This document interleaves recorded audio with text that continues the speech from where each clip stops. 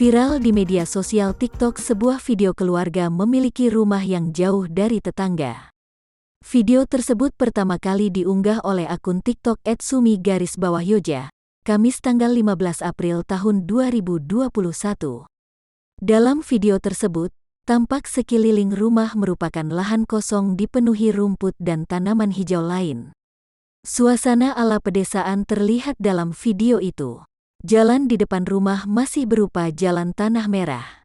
Pengunggah menyebut sudah hidup 6 tahun tanpa memiliki tetangga. Hidup 6 tahun gak punya tetangga, tulisnya dalam video. Pengunggah video, Sumiatun, menyebut rumahnya itu berada di sebuah desa di Kecamatan Sungkai Utara, Lampung Utara. Sumi menyebut daerah tempat ia tinggal dulunya merupakan daerah transmigrasi sosial.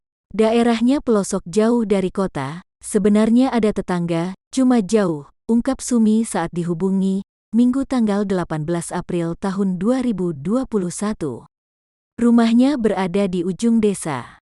Satu desa hanya terdiri dari sekitar 50 rumah.